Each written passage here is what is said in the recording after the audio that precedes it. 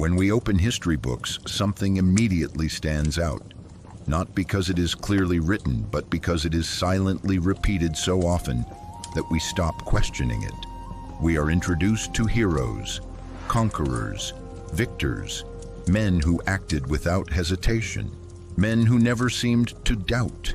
History celebrates those who burned cities, those who ruled through fear, those who made decisions that cost thousands of lives and never looked back.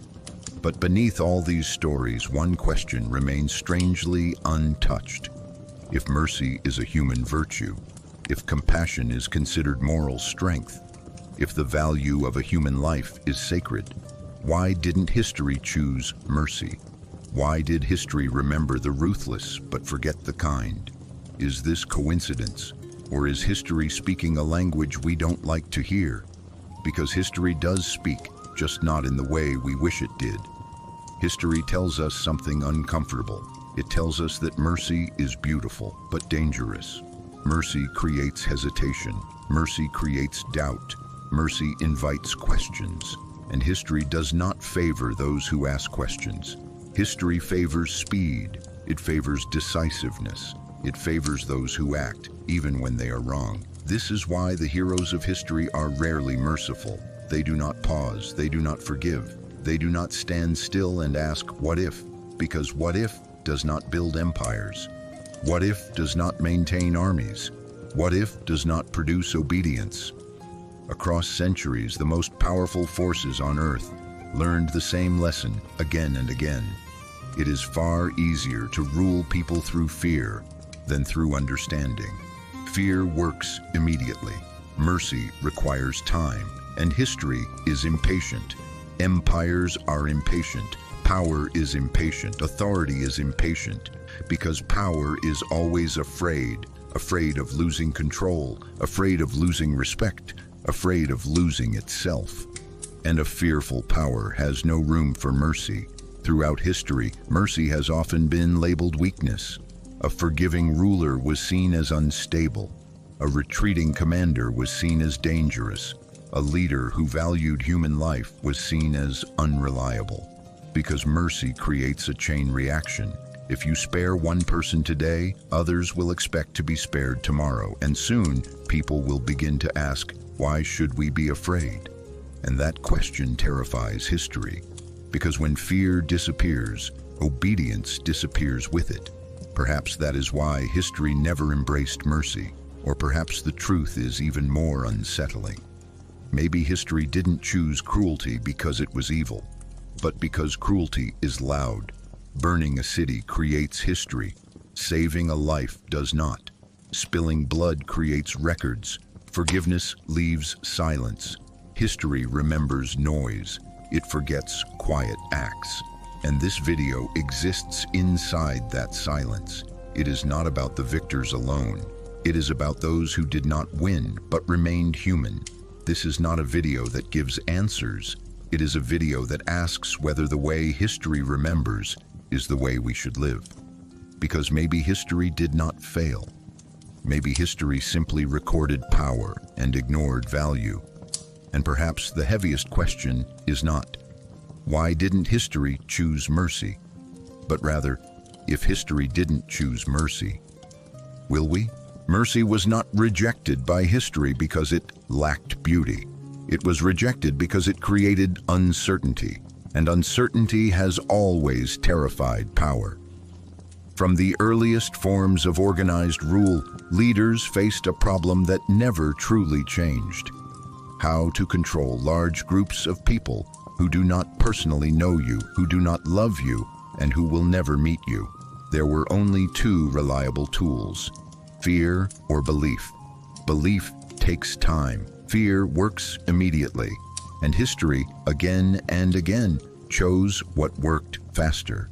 Mercy slows decisions down. It introduces hesitation where authority demands certainty. It opens space for reflection in systems that survive on obedience. A merciful leader must ask questions. A ruthless one does not. And history has always favored those who did not ask. When a ruler shows mercy, something subtle but dangerous happens. People begin to imagine alternatives. They begin to think that punishment is not inevitable, that power can bend, that authority can hesitate. And once people realize this, control becomes fragile. This is why mercy was interpreted not as strength, but as a crack in the system.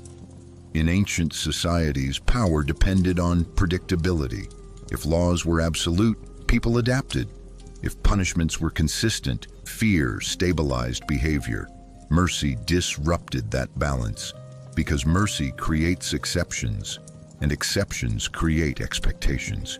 If one man is spared today, another will ask to be spared tomorrow. Soon, mercy stops being a gift and becomes a demand. History learned very early that demands weaken authority. This is why merciful rulers were often described as soft, indecisive, or dangerous, not because they were morally wrong, but because they made systems harder to manage. Empires are not built for moral complexity, they are built for efficiency, and efficiency has little patience for compassion. Mercy requires time to understand context, time to listen, time to weigh consequences. Power does not want to listen, it wants to move. Throughout history, rulers who hesitated were replaced by those who did not. Commanders who spared enemies were removed by those who crushed them. Leaders who valued human life were overthrown by those who treated people as numbers, not because the merciful were wrong, but because they were slower. History does not reward slowness, it rewards momentum. This is why mercy came to be associated with weakness, not because it lacked courage, but because it lacked speed. Fear creates instant results. Mercy creates long-term trust. But long-term trust is fragile. It can be broken by one failure, one famine, one defeat. Fear survives crises. Mercy does not always. And so, in moments of instability, during wars, rebellions, plagues, and collapses, leaders abandon mercy first, because mercy is hardest to maintain when it is needed most. There is also another darker reason why mercy was rejected. Mercy humanizes, and power depends on dehumanization. It is easier to rule people when they are categories instead of individuals, soldiers instead of sons, subjects instead of families, enemies instead of humans. Mercy breaks this illusion. To show mercy, you must see the person in front of you.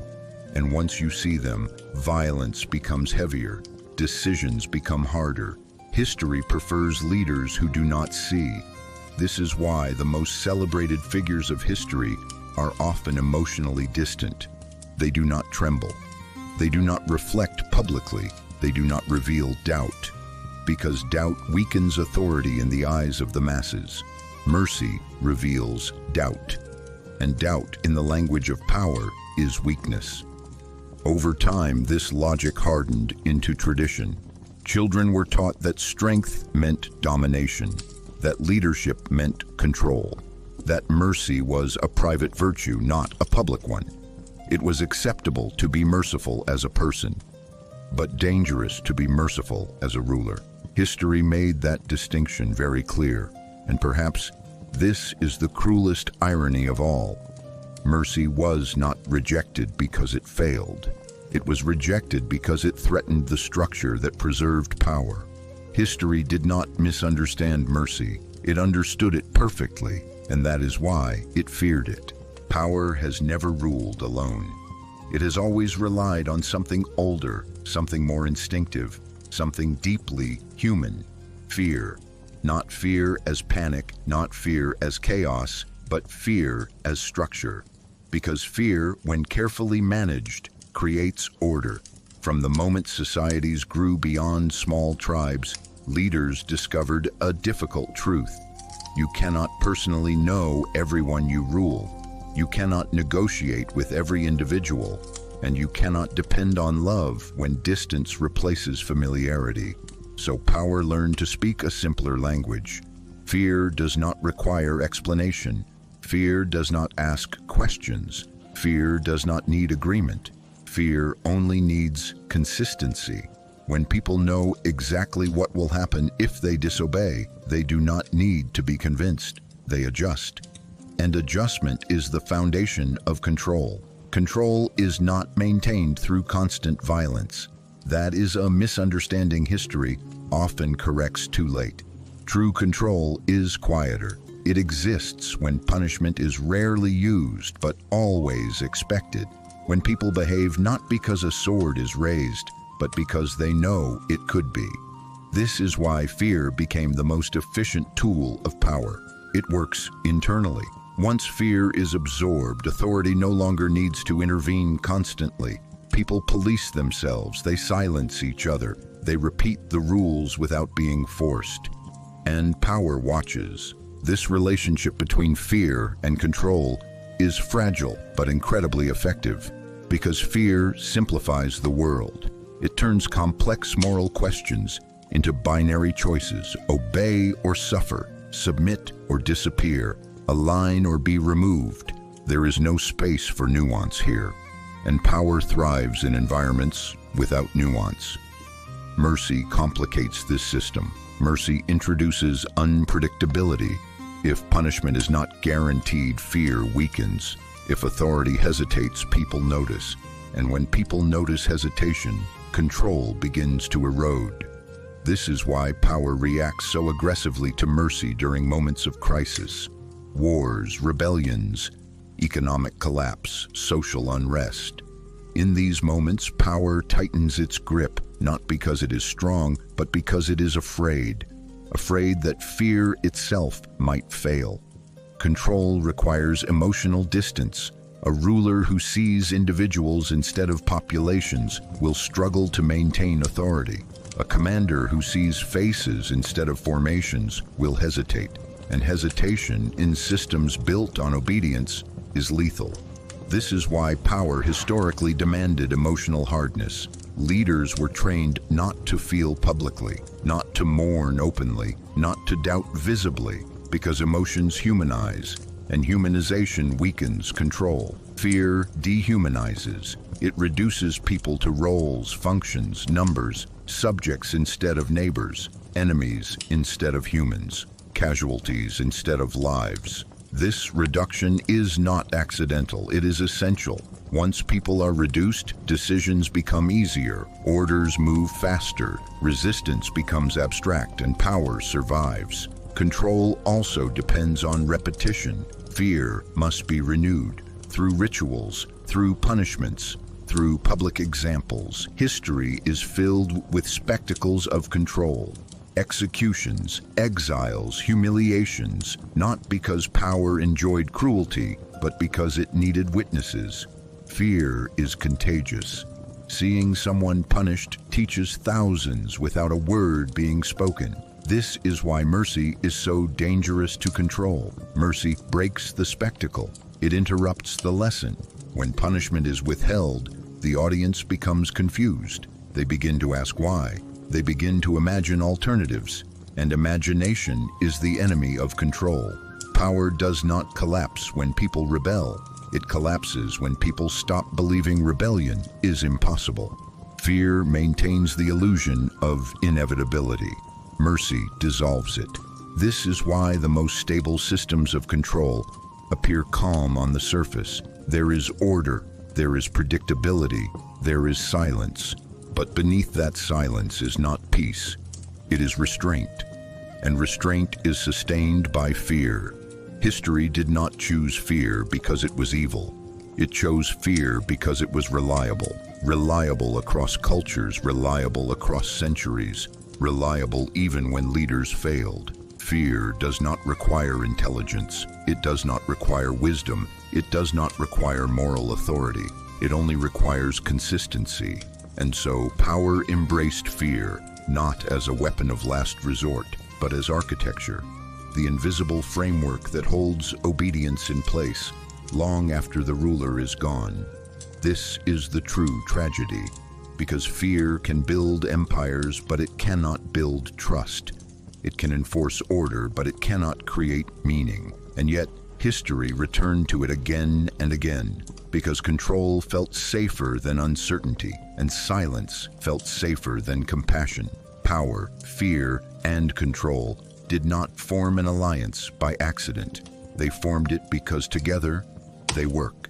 A person who does not think obeys, not because obedience is noble, but because obedience is easier than responsibility. Because when someone obeys without thinking, the weight of choice is lifted from their shoulders and placed onto an authority above them, allowing the conscience to rest while the mind stays quiet. A person who does not think does not ask questions, because questions are dangerous. Because the moment you ask why, you are no longer just a tool carrying out instructions. You become an individual examining meaning, intention, and consequence. And throughout history, individuality has always been more threatening to power than open rebellion. A person who does not think does not resist, because resistance is not born from anger alone. It is born from reflection, from comparison, from the internal process that begins with, "Is this right?" and continues with, "Do I accept this?" A process that never even starts in a mind that has been trained to remain passive.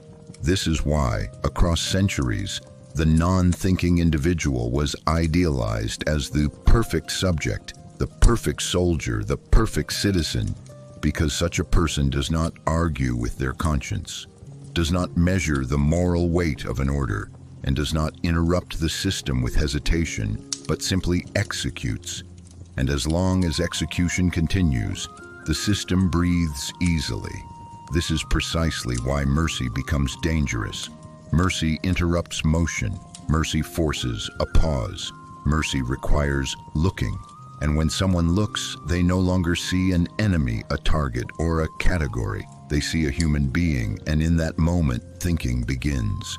Because the act of mercy pulls a person out of automatic behavior and places them into a space between command and conscience, a space history has always considered unstable, unpredictable, and therefore threatening. Mercy awakens thought, and thought weakens blind obedience. A thinking person no longer follows every order instinctively.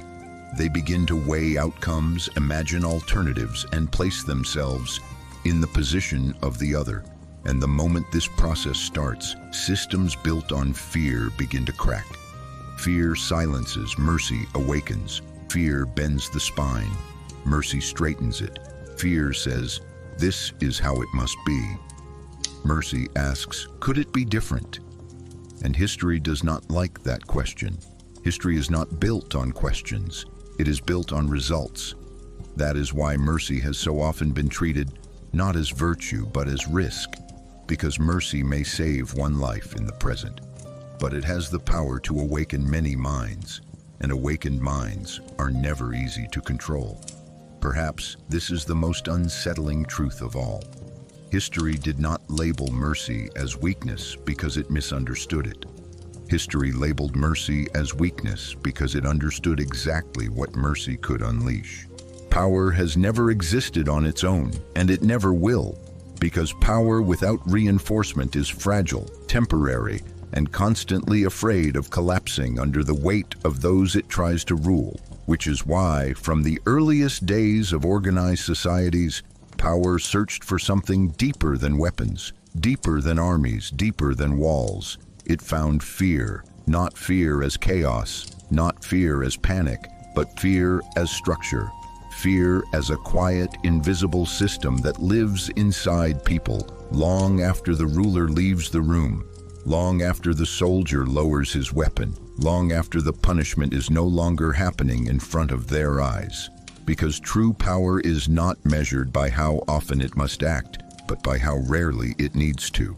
And fear allows power to become efficient. Once fear is internalized, authority no longer needs to shout, explain, or justify itself, because people begin to anticipate consequences before they are spoken, adjusting their behavior not out of understanding but out of instinct, and instinct is far easier to control than reason. This is where control truly begins. Control is not created through constant violence, because constant violence is unstable, expensive, and exhausting, but through the possibility of violence, through the knowledge that disobedience will not be debated, negotiated, or understood, but punished. When people know exactly what will happen if they cross a line, they stop testing where the line is. And that certainty is priceless to power. Fear simplifies the world. It turns moral complexity into obedience. It replaces ethical struggle with survival instinct. It removes the burden of thinking and replaces it with reaction. Under fear, people do not ask why. They ask how to avoid punishment. And this is why fear became the foundation of control. Because fear does not need loyalty. It does not need belief. It does not need trust. It only needs consistency. A system built on fear does not care whether it is loved, because love is unreliable, emotional, and fragile, while fear is predictable, repeatable, and deeply rooted in human biology. Power understands this. That is why, throughout history, rulers learned to maintain distance, to avoid emotional connection, to appear untouchable, because familiarity breeds empathy, and empathy weakens authority. To control others, power must first dehumanize them, not always violently, sometimes quietly, by turning people into numbers, by turning communities into categories, by turning suffering into statistics, subjects instead of neighbors, enemies instead of humans, losses instead of lives. This reduction is not accidental, it is necessary. Once individuals disappear into abstraction, decisions become easier, orders move faster, and guilt fades into background noise, allowing systems of control to function without moral collapse. Fear supports this abstraction. Fear narrows perspective. A frightened person does not consider nuance, does not examine context, does not empathize deeply, because fear pushes the mind into survival mode, where complexity becomes a threat rather than a value. This is why fear is so useful to power. It limits thought, and thought is dangerous. Control also depends on repetition. Fear must be renewed, reinforced, and reminded, not constantly, but strategically, through examples meant to be seen rather than explained, through public punishments, humiliations, and symbolic acts that teach without words. History is full of these spectacles. Executions not meant for the condemned, but for the audience. Exiles not meant to remove one person, but to warn thousands. Acts of cruelty not driven by anger, but by demonstration. Fear spreads faster than information. Seeing someone punished teaches more effectively than hearing a rule. And this is where mercy becomes a threat, because mercy interrupts the lesson. Mercy breaks the pattern. Mercy introduces uncertainty into a system that depends on predictability. When punishment is withheld, people begin to ask questions. Why was this person spared? What does this mean? Could this happen again? And the moment these questions appear, control weakens. Because control does not collapse when people rebel openly. It collapses when people begin to imagine alternatives. Fear works by convincing people that resistance is impossible, pointless, or suicidal. Mercy challenges that illusion. Mercy suggests that power can bend, that authority can hesitate, that outcomes are not fixed. And once people realize that outcomes are not fixed, obedience becomes a choice rather than a reflex. Power cannot survive long when obedience becomes a choice. This is why, in moments of crisis, wars, rebellions, economic collapse, pandemics, power always tightens control, because fear must be amplified precisely when uncertainty grows, precisely when people might begin to think for themselves. Control demands emotional hardness, a leader who feels publicly. In the ancient world, mercy was never simply a moral choice. It was a political gamble, because mercy forced rulers, commanders, and judges to see individuals instead of systems. And the moment power begins to see individuals, it begins to lose its ability to function efficiently. Ancient societies were not built to protect feelings or intentions. They were built to survive instability, scarcity, rebellion, and constant external threat. And within such conditions, mercy was not interpreted as humanity, but as vulnerability.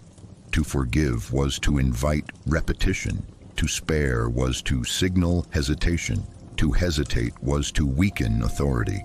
This logic did not arise from cruelty alone, but from fear. The fear that control, once softened, would never fully return.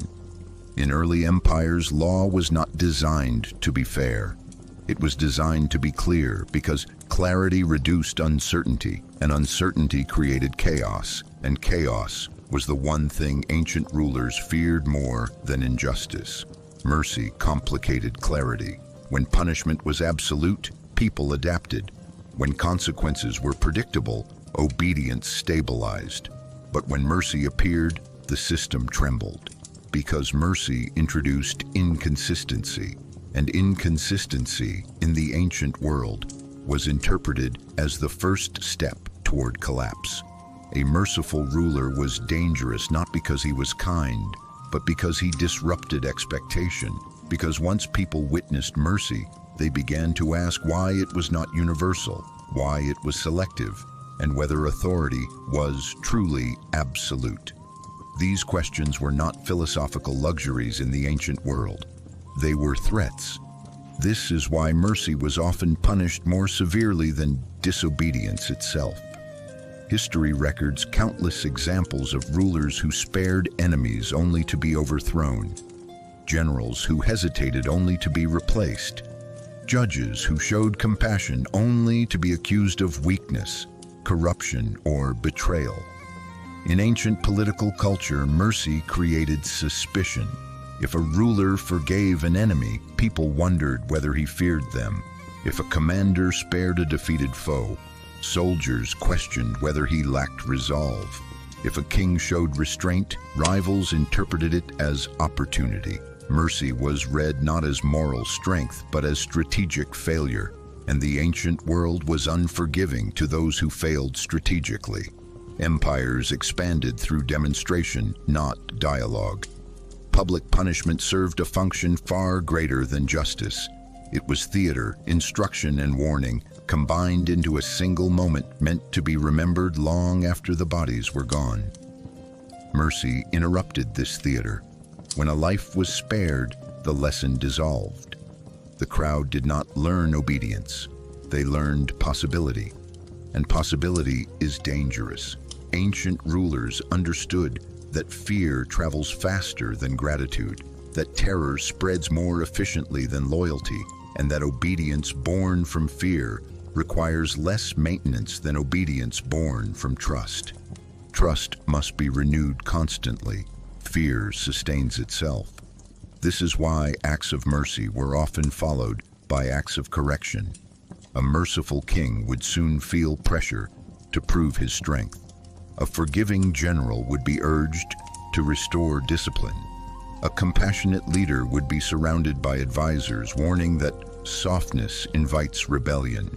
And when mercy persisted, punishment followed, not always immediately, but inevitably.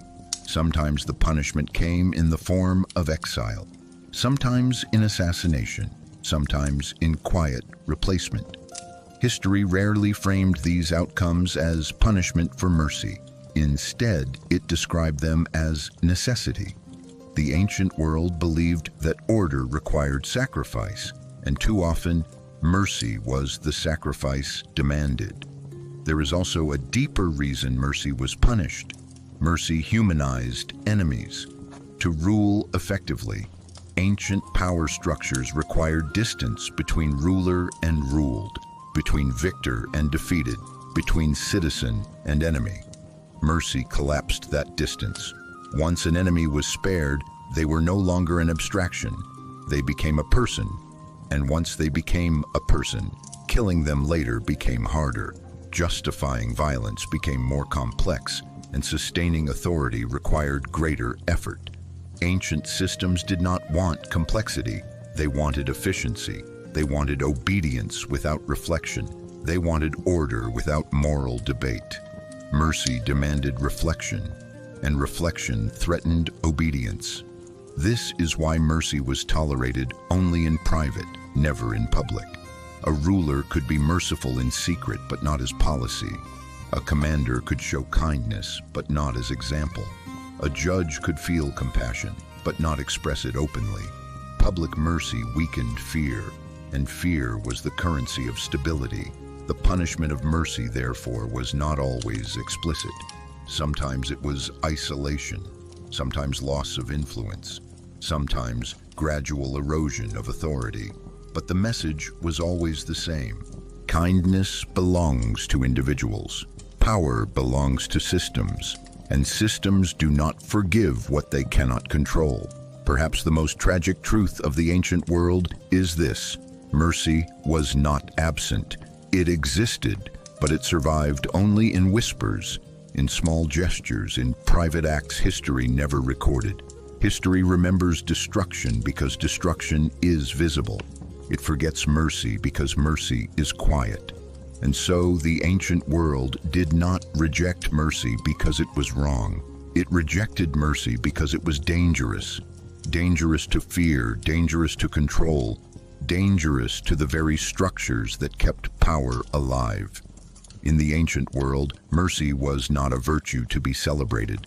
It was a liability to be corrected, and often it was corrected with punishment. Rebellions in the ancient world rarely ended with understanding or reconciliation. They ended with exemplary punishment, because power did not seek to correct rebellion. It sought to erase the idea of rebellion itself, and the fastest way to erase an idea was not persuasion, but terror made visible. When a revolt failed, the punishment was never meant only for those who participated. It was designed for everyone who watched, everyone who heard, and everyone who might one day consider asking the same questions. Because an exemplary punishment teaches without dialogue and warns without explanation. Cities were destroyed not because destruction was necessary, but because memory was dangerous. Leaders were executed publicly not because justice demanded it, but because fear required witnesses. Bodies were displayed not as cruelty, but as messages. The message was always the same. This is what happens when you think resistance is possible. In this system, mercy had no place. A merciful response to rebellion did not restore order. It weakened it because forgiveness suggested that authority could be challenged and survived, that defiance did not always lead to annihilation, and that survival after rebellion was imaginable. And imagination, more than weapons, has always frightened power. This is why ancient rebellions ended not with compromise, but with spectacle, because spectacle creates certainty, and certainty sustains control. At the same time, leaders who chose mercy often met a quieter but equally ruthless fate. A ruler who spared rebels was seen as unstable. A commander who forgave defeat was seen as indecisive. A leader who valued reconciliation over punishment was seen as dangerous, not to enemies but to the system itself. Mercy did not earn loyalty from elites. It raised suspicion. Advisors whispered that leniency invited weakness. Rivals interpreted restraint as opportunity. Soldiers questioned whether discipline still mattered. And slowly, inevitably, the merciful leader lost support. Sometimes this loss came through assassination, sometimes through exile, sometimes through quiet replacement under the language of necessity. History rarely records these moments as punishment for mercy. Instead, it frames them as political realism. But the pattern is unmistakable. Rebellion was punished loudly, so fear could spread. Mercy was punished quietly, so doubt could disappear. Because doubt is more dangerous to power than open revolt. Open revolt can be crushed. Doubt spreads silently, and merciful leaders create doubt. They prove that authority can hesitate. They reveal that power can choose restraint. They remind people that systems are not machines, but decisions made by humans. And once people understand that power is a choice, they begin to believe it can be changed. This is why, across the ancient world, mercy toward rebellion was treated as betrayal, and mercy in leadership was treated as weakness, not because it failed morally, but because it succeeded psychologically. It made people think, and history has always been far more willing to forgive cruelty than to tolerate thought.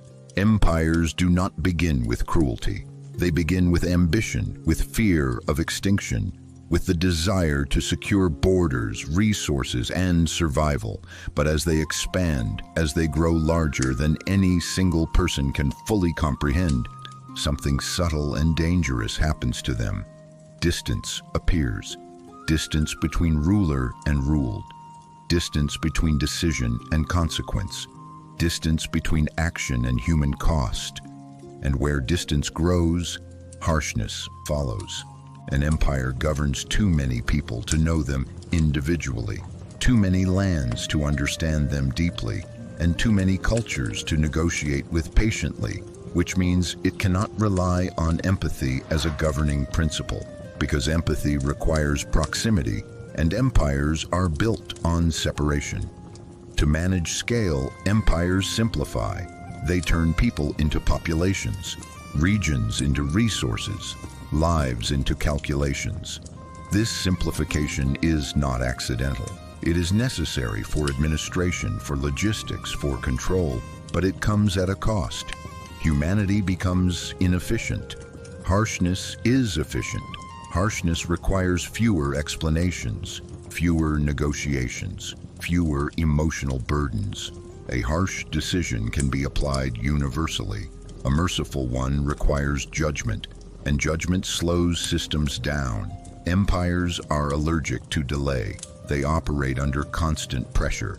Pressure to expand, pressure to defend, pressure to suppress internal dissent, pressure to maintain legitimacy in places where loyalty is thin and fragile. Under this pressure, mercy becomes a liability, because mercy is uneven. One group forgiven today creates resentment in another group punished tomorrow. One city spared invites another to test the same limits. One act of restraint invites interpretation, and interpretation threatens authority. Empires do not fear rebellion as much as they fear precedent. A single merciful act can echo far beyond its original context, creating expectations that cannot be fulfilled consistently across vast territories. And when expectations are broken, resentment grows faster than fear ever could. Harshness avoids this problem. Harshness is predictable. Everyone knows the rules. Everyone knows the cost of defiance. Everyone knows that exceptions will not be made. Predictability stabilizes empires, not justice. Predictability. This is why empires often become harsher as they grow older. In their early stages, they may experiment with tolerance, integration, even generosity, because their power is still flexible and their identity still forming. But once an empire reaches its peak, once it stretches across continents and cultures, flexibility becomes dangerous. Every concession feels like weakness. Every compromise feels like loss. Every act of mercy feels like surrender. And fear begins to drive policy. Fear of fragmentation, fear of rebellion, fear of collapse. Empires are not confident structures, they are anxious ones. The larger they grow, the more fragile they become, because their survival depends not on shared values, but on enforced order, and enforced order requires visible consequences. Harshness becomes a language understood across borders, cultures, and beliefs. Violence translates universally. Punishment needs no interpreter. Mercy does. This is why empires invest so heavily in spectacle. Public executions, mass punishments, displays of overwhelming force, not because they enjoy cruelty, but because they need to remind both subjects and elites that resistance is futile and deviation will not be tolerated. These spectacles are not emotional outbursts. They are administrative tools. Fear, once displayed, maintains itself. Another reason empires become harsh is internal competition. Empires are not monolithic. They are arenas of rival elites, generals, governors, and administrators, all competing for favor, influence, and survival. And in such environments, mercy is often interpreted as weakness by peers rather than virtue. A governor who rules gently risks appearing ineffective. A general who spares enemies risks losing prestige. A ruler who hesitates risks losing loyalty among those who benefit from strength. Harshness signals control. Control signals legitimacy. And legitimacy is everything in imperial systems. There is also a moral exhaustion that sets in. Empires fight too many wars, suppress too many revolts, and witness too much suffering to process it emotionally. So cruelty becomes normalized, not because people are inherently evil, but because constant exposure to violence dulls empathy. What begins as necessity becomes habit. What begins as defense becomes policy. Over time, harshness stops feeling extreme. It becomes routine, and routine cruelty is far more dangerous than deliberate brutality because it no longer feels like a choice. It feels inevitable. Perhaps the most tragic reason empires become harsh is this: they mistake survival for success. They confuse endurance with righteousness. As long as the empire exists, its methods are justified, and any action that preserves it becomes acceptable, no matter the human cost, because collapse is imagined as worse than cruelty. In this mindset, mercy appears irresponsible. Mercy risks destabilizing what has already been paid for in blood. And so empires harden, not all at once, not intentionally, but gradually, inevitably, until harshness feels like realism and compassion feels naive. History does not remember empires as harsh because they chose cruelty freely. It remembers them as harsh because at scale, power finds cruelty easier to sustain than humanity. And yet, this is the paradox history rarely acknowledges. The very harshness that stabilizes empires in the short term is what erodes them in the long term, because fear can hold territories together, but it cannot make them loyal. Harshness can silence dissent, but it cannot erase resentment. And eventually, what was once controlled by fear collapses under the weight of everything it suppressed. Empires become harsh to survive, but they fall because they forget how to be human. Harshness works quickly, and that speed is precisely why history keeps returning to it. Because in moments of crisis, uncertainty, or instability, power does not look for what is right, it looks for what is immediate. Fear produces instant results. A harsh order does not need to be understood. It does not need to be accepted. It does not need to be believed. It only needs to be obeyed. And obedience gained through fear is faster than obedience gained through trust, because trust must be built, tested, and renewed, while fear can be activated in a single moment. This is why harshness appears effective. It creates silence overnight. It ends resistance before it spreads. It restores order without negotiation. From the outside, this looks like strength, but it is speed, not stability. Harshness simplifies complex problems by removing human nuance. It turns moral dilemmas into commands, social tension into punishment, political disagreement into force. This simplification creates the illusion of control. When people are afraid, disorder retreats temporarily because fear compresses behavior, narrows options, and pushes individuals into survival mode, where long-term thinking disappears and immediate compliance becomes the priority. In this state, systems appear efficient, rebellions fade, protests quiet down, opposition dissolves, and power mistakes this silence for success. But fear-based success is shallow. It does not change beliefs. It does not resolve grievances. It does not eliminate resentment. It only postpones expression. Harshness forces people to comply externally while remaining unchanged internally. And this gap between outward obedience and inner resistance is where instability grows quietly. Fear freezes action, but it sharpens memory. People may submit, but they remember. They may obey, but they observe. They may remain silent, but they wait. Short-term success comes from shock. Shock overwhelms the nervous system. Shock disrupts organization. Shock prevents coordination. That is why harsh crackdowns often work at first. They disorient, but shock fades. And when it does, what remains is not loyalty, but calculation. People learn how to survive the system rather than support it. They adapt. They pretend. They comply just enough. Harshness encourages conformity, not commitment. And conformity is brittle.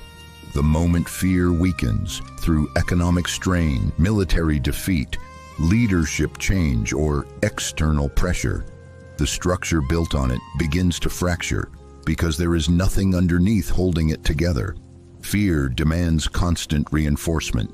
It must be refreshed through new punishments, new examples, new displays of force, because old fear loses its edge, and maintaining that cycle becomes increasingly costly. Every act of harshness solves a problem today by creating a larger one tomorrow. Every suppression generates resentment. Every punishment creates memory. Every humiliation plants identity. Short-term success is achieved by sacrificing the future. History is filled with regimes that appeared strong precisely when they were most fragile, because their control depended on uninterrupted pressure, and pressure is exhausting. Harsh systems cannot relax. They cannot tolerate mistakes. They cannot allow openness. They cannot afford mercy, because mercy would expose how thin their authority really is. This is another reason harshness feels successful. It centralizes power. Fear concentrates decision-making. It silences alternatives. It removes debate. From the top, everything looks orderly. But beneath the surface, complexity has not disappeared. It has been buried. And buried complexity always returns with force. Harshness also creates dependency. People stop acting responsibly because responsibility has been replaced by obedience. They wait for orders. They avoid initiative. They avoid risk. This makes systems appear stable in the short term because nothing moves without permission. But it also makes them fragile because when unexpected challenges arise, there is no adaptability, no trust, and no internal resilience. Short-term success is achieved by reducing human beings to controllable units. Long-term success requires treating them as partners. History repeatedly chose the former because it was easier. Harshness does not require moral authority. It does not require vision. It does not require legitimacy. It only requires force, and force is always available. This is why harsh leaders often rise quickly. They cut through hesitation. They impose clarity. They promise safety through control. But what they truly offer is simplicity, and simplicity is seductive in uncertain times. The tragedy is that this simplicity is false. It masks unresolved tensions. It delays inevitable reckoning. It confuses order with health.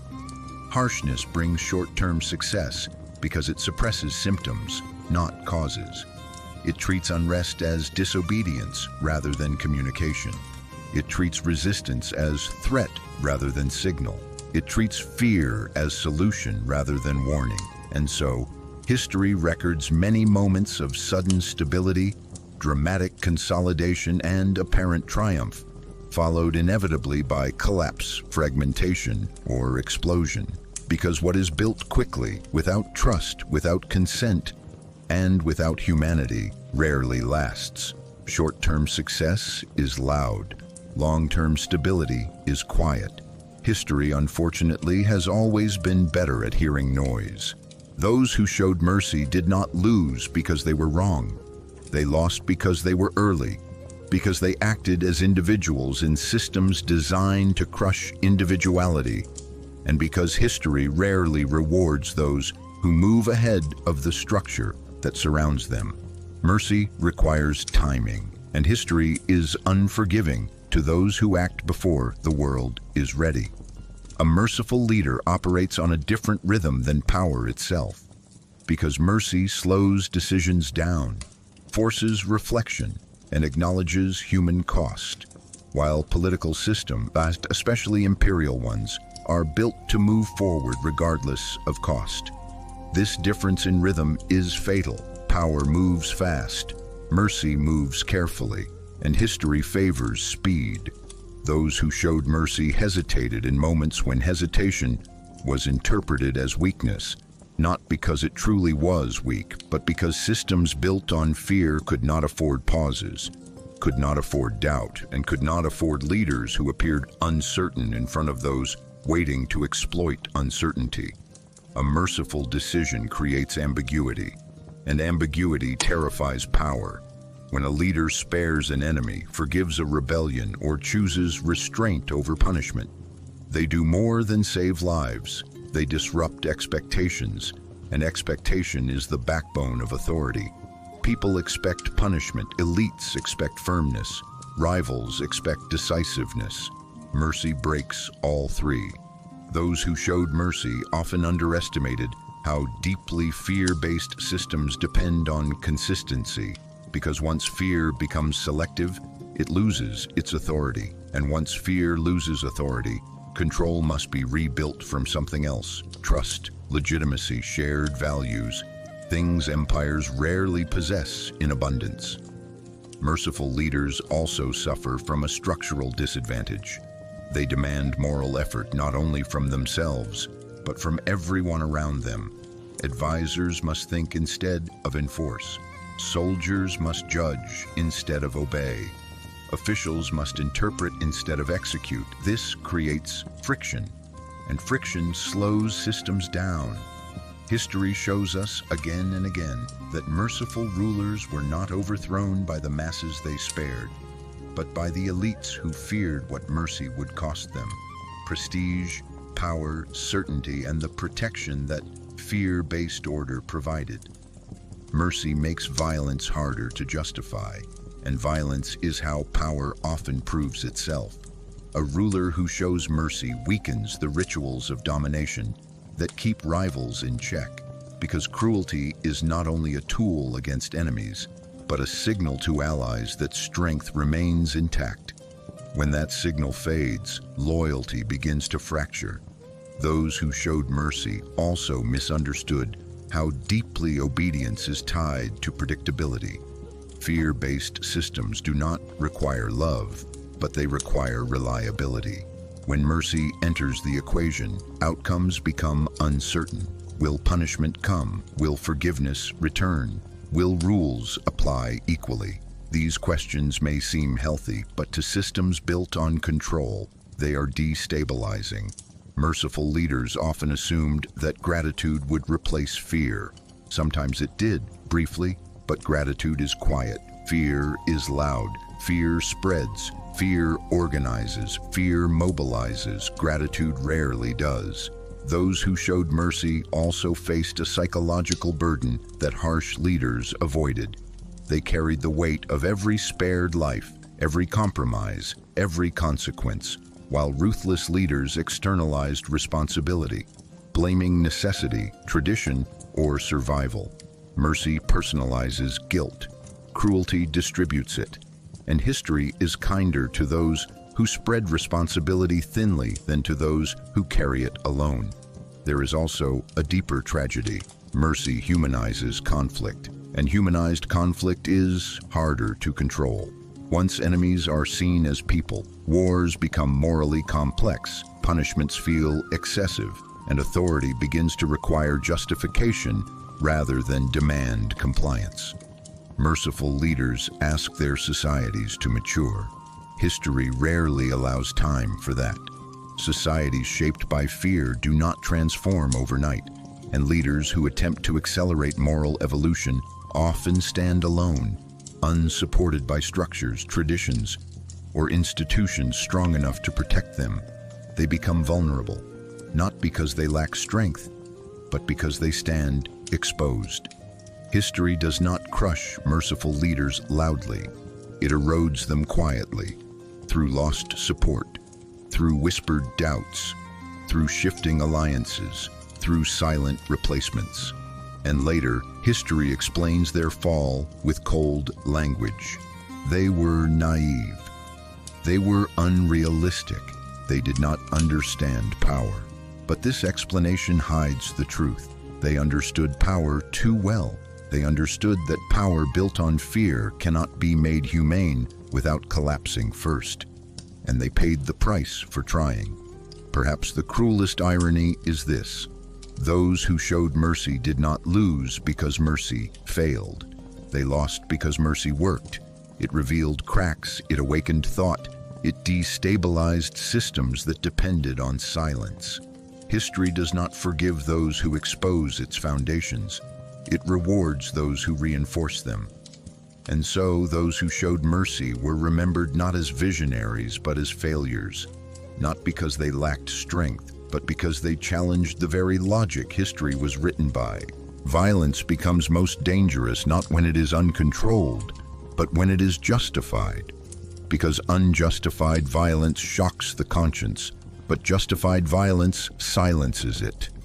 In the ancient and medieval world, power eventually discovered that fear alone was not enough, because fear controls behavior, but it does not control belief. And belief is far more powerful than obedience, because people will endure suffering willingly if they believe it serves a higher purpose.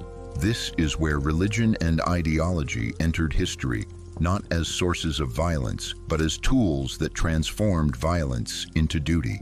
Once violence was framed as sacred, necessary, or inevitable, it stopped being questioned. Killing was no longer killing. Punishment was no longer cruelty. Conquest was no longer theft. It became righteousness. Religion offered something fear never could: moral certainty. Fear says, do this or suffer. Religion says, do this and you are good. And that difference changes everything. When violence is backed by divine will, it no longer feels like a choice. It feels like obedience to something greater than oneself, something eternal, something unquestionable. And in that state, personal responsibility dissolves. The hand that strikes no longer belongs to the individual.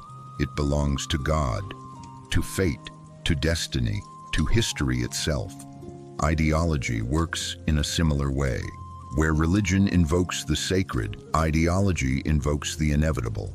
It tells people that suffering is temporary, that violence is necessary, that cruelty is a stage on the path toward a better future. Once violence is framed as progress, resistance becomes ignorance.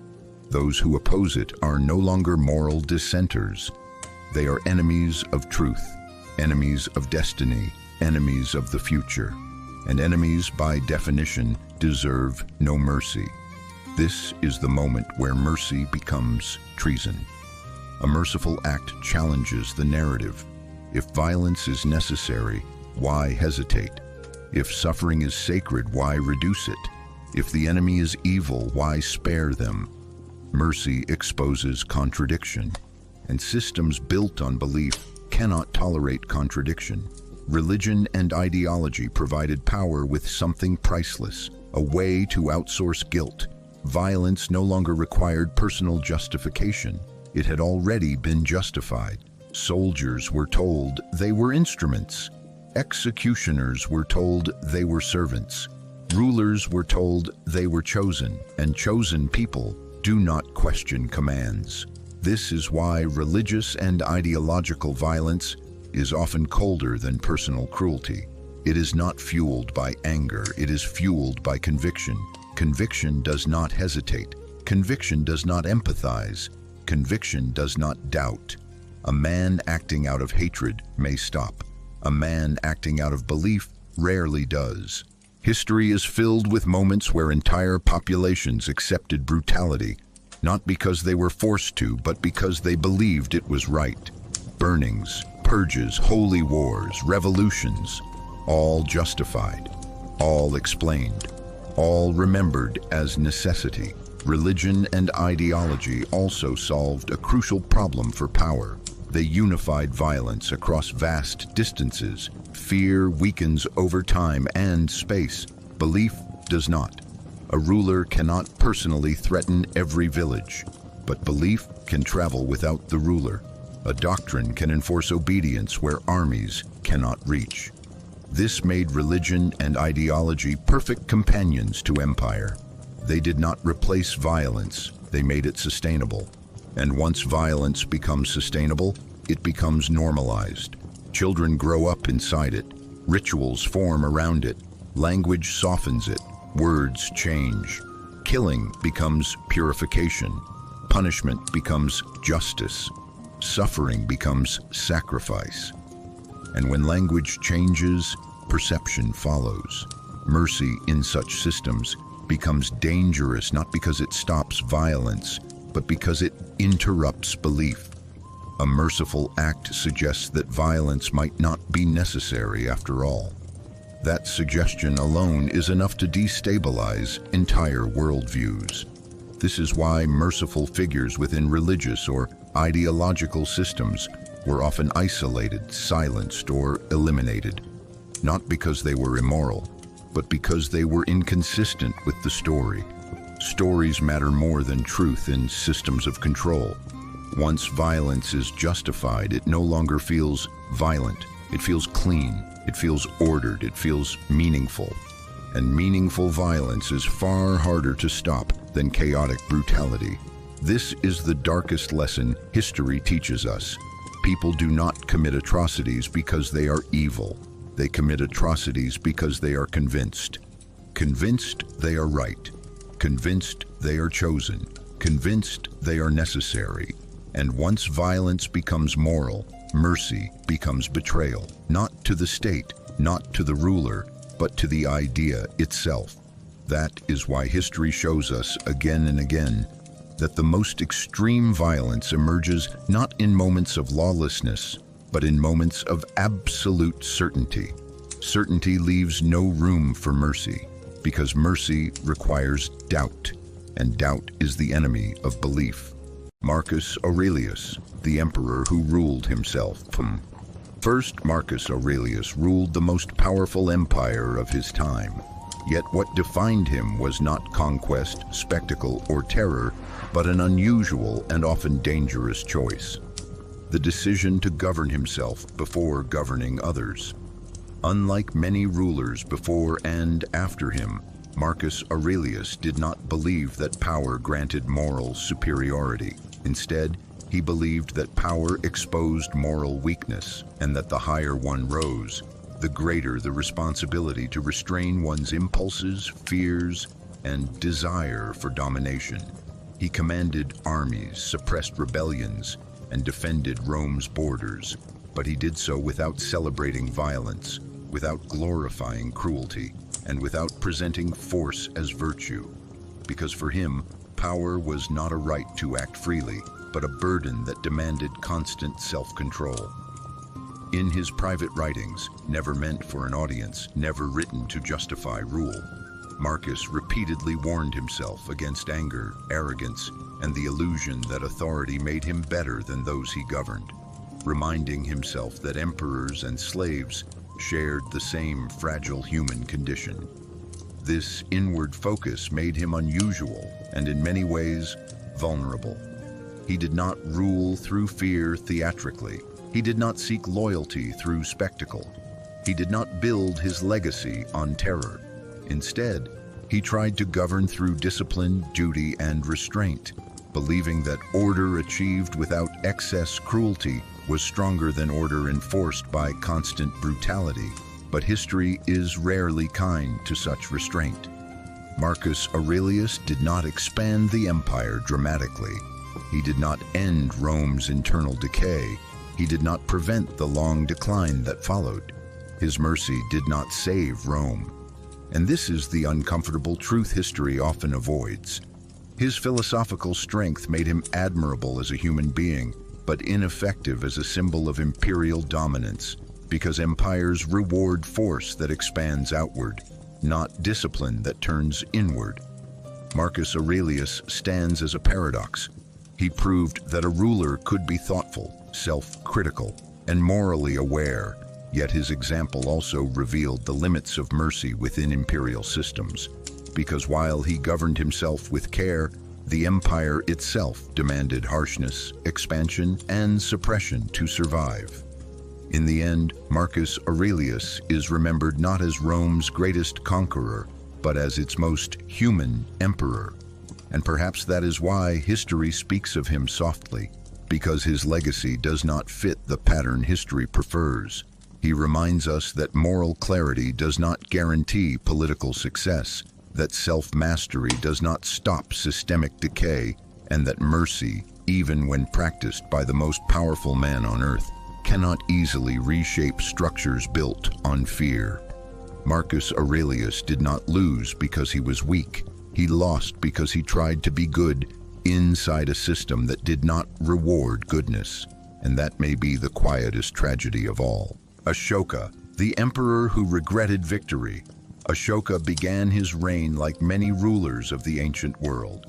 Ambitious, expansionist, and convinced that strength was proven through conquest, not restraint, and that authority was secured by fear rather than reflection. His greatest victory came through war. The conquest of Kalinga was decisive, brutal, and absolute. Cities fell, armies collapsed, civilians suffered. By the standards of history, it was a success. But Ashoka stood among the ruins and did something history almost never records. He looked. He looked not at maps or borders, but at bodies, at grieving families, at the human cost that victory usually hides behind celebration. And in that moment, something rare occurred. The conqueror felt remorse, not strategic regret, not political calculation, but moral shock. Ashoka realized that nothing had been gained that justified what had been lost, and that power achieved through suffering did not strengthen the ruler. It hollowed him. This realization did not make him weak. It made him dangerous to the logic of empire. Instead of continuing expansion, Ashoka chose restraint. Instead of glorifying violence, he condemned it. Instead of ruling through terror, he sought moral authority. He embraced nonviolence, tolerance, and ethical governance not as slogans but as policy, attempting to transform an empire built on conquest into one guided by responsibility. And this is where Ashoka's story becomes deeply uncomfortable for history, because history does not know what to do with a ruler who regrets victory. Ashoka did not erase violence from his empire. He did not undo the suffering he had caused, but he refused to repeat it. He governed through persuasion rather than fear, through law rather than spectacle, through example rather than terror, believing that power justified by ethics was stronger than power enforced by cruelty. Yet this transformation did not produce dramatic expansion. It did not create new legends of conquest. It did not satisfy history's appetite for dominance. Ashoka's reign became quieter, and quiet power rarely captures historical imagination. To many later chroniclers, Ashoka appeared as an anomaly, a ruler who turned away from the very methods that had made him great, a conqueror who questioned conquest itself. His remorse was interpreted not as wisdom, but as withdrawal, not as strength, but as softness. And yet, Ashoka's choice revealed a truth history struggles to accept. Victory does not always mean correctness. Success does not always mean justification. Ashoka understood that ruling without violence required far more discipline than ruling through fear, because fear silences opposition quickly, but ethical rule demands constant effort, patience, and vulnerability. He chose the harder path, and history rarely rewards those who choose difficulty over dominance. Ashoka did not lose his throne because of mercy, but he lost something else, the kind of fame history reserves for conquerors. He became remembered not for what he destroyed, but for what he refused to destroy next. And that may be the most radical act of all. Ashoka stands as a reminder that power can recognize its own brutality, but recognition alone does not rewrite history's rules, because while humanity may admire repentance, history still celebrates momentum. He did not regret defeat. He regretted victory, and that regret placed him forever at the margins of history's loudest stories, not because he failed, but because he refused to continue succeeding the way history expected him to. Saladin, mercy toward enemies.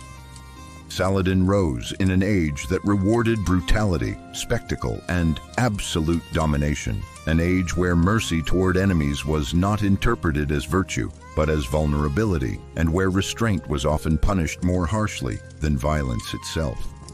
He was a warrior, a commander, and a ruler shaped by constant war, yet what made Saladin historically uncomfortable was not his military skill, but the way he treated those he defeated, because instead of erasing enemies to prove strength, he chose to limit destruction even when destruction was expected. His most defining moment came not during battle, but after victory. When Jerusalem fell, history anticipated massacre. The city had been taken before, and it had bled before. Revenge was assumed. Retribution was expected.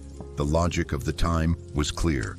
A conquered city must suffer because suffering demonstrated dominance, erased resistance, and warned others not to challenge power again. Saladin broke that logic. He allowed civilians to leave.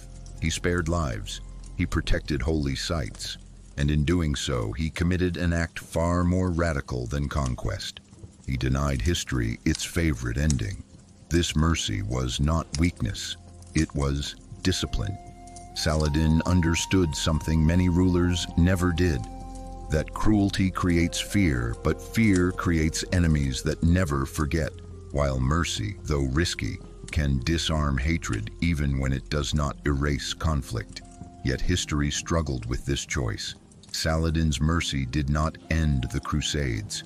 It did not stop future wars. It did not convert enemies into allies overnight. What it did was far subtler. It exposed an alternative where power did not need to announce itself through blood, where victory did not require humiliation, and where authority could exist without total annihilation of the defeated.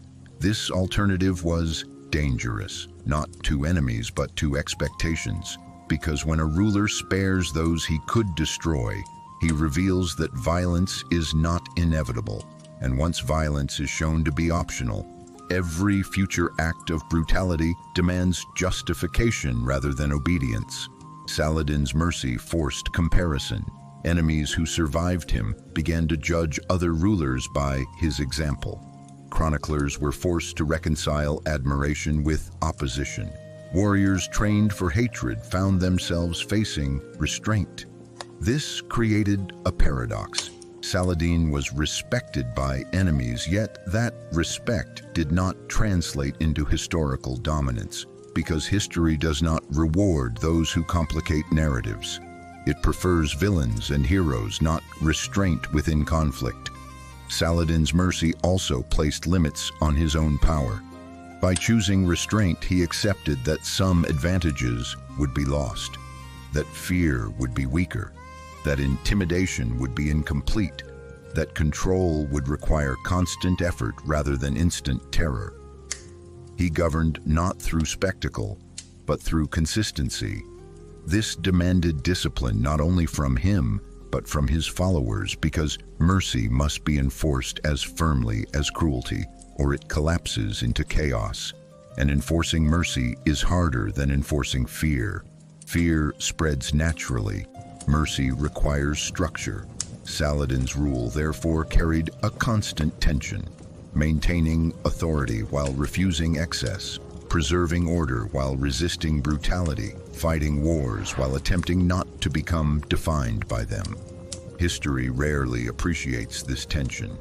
It sees outcomes, not balance. Saladin did not build an empire remembered for eternal dominance. He did not create a system that outlived conflict itself. What he created instead was a standard, a moment where enemies paused to acknowledge humanity in warfare, even if they later returned to violence. And that pause matters more than history admits.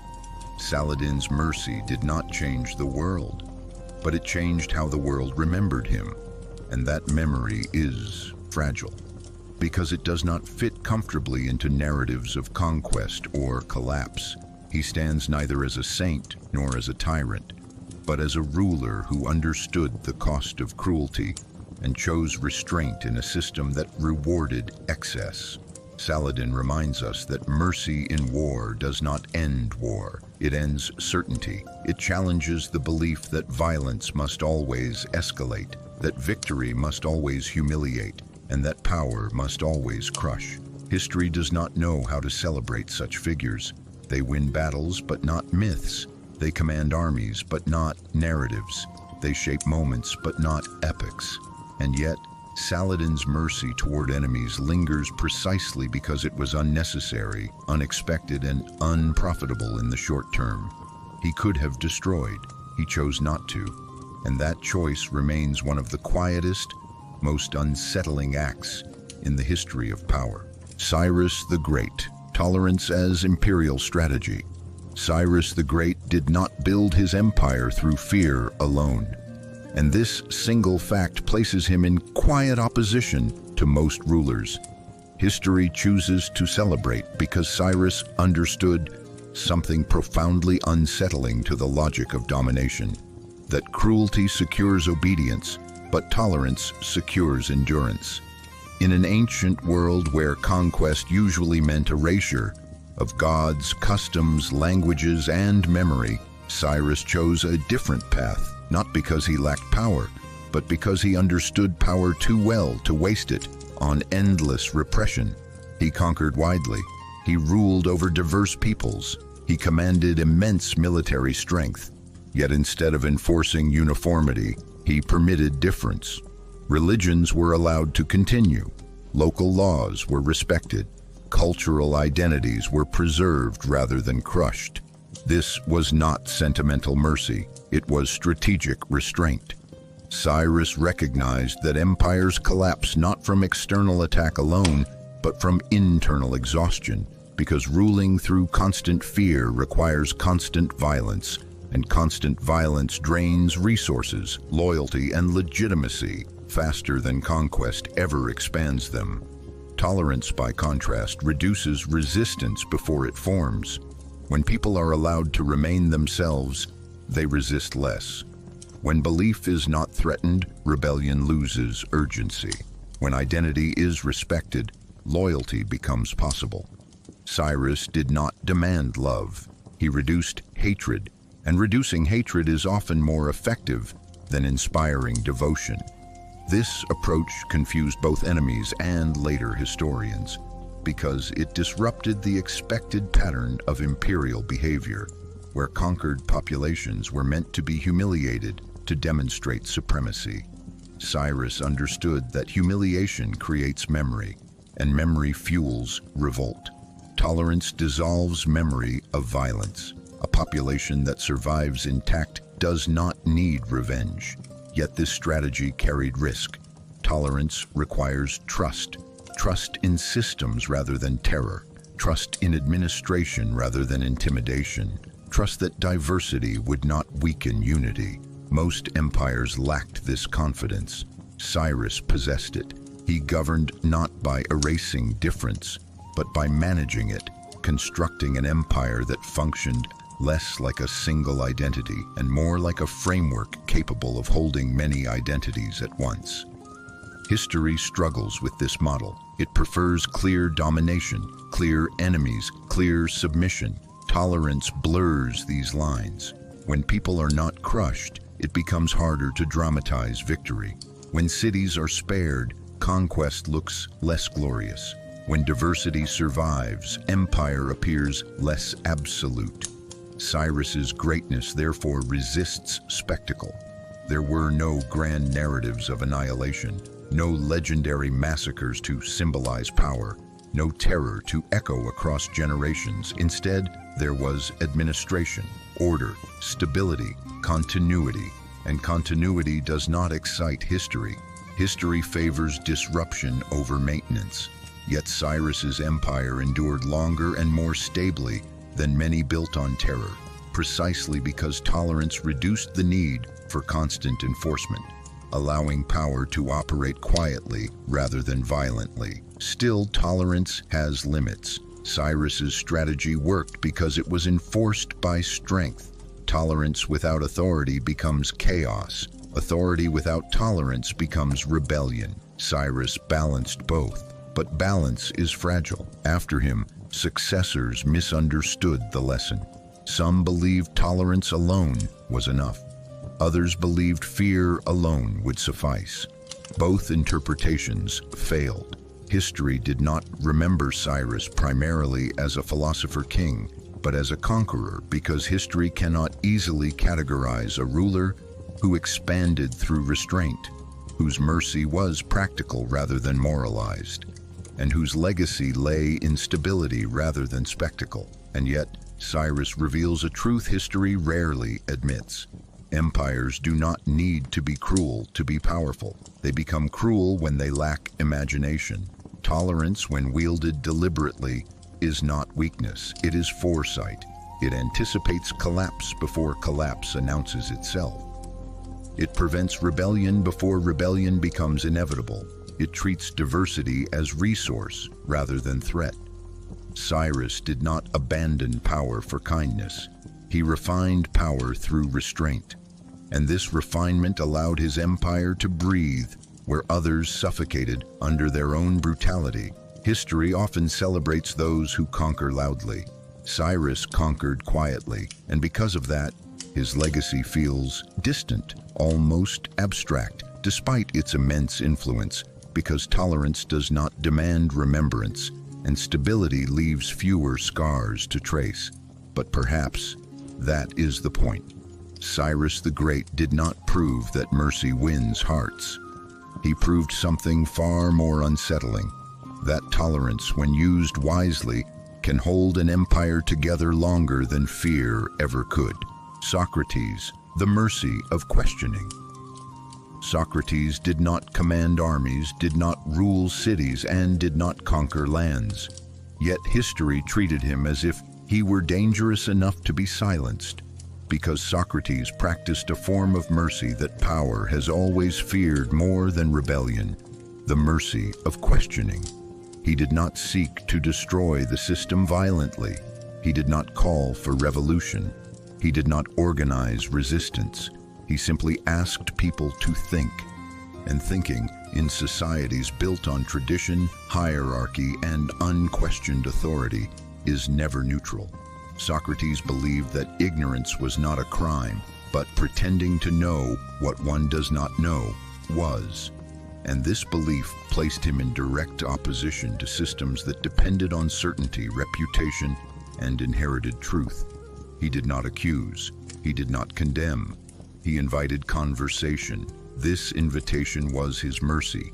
Instead of humiliating others publicly, he exposed ideas gently, patiently, step by step, allowing people to reach contradiction themselves rather than forcing it upon them, because for Socrates, intellectual violence was as destructive as physical violence. But this restraint made him dangerous.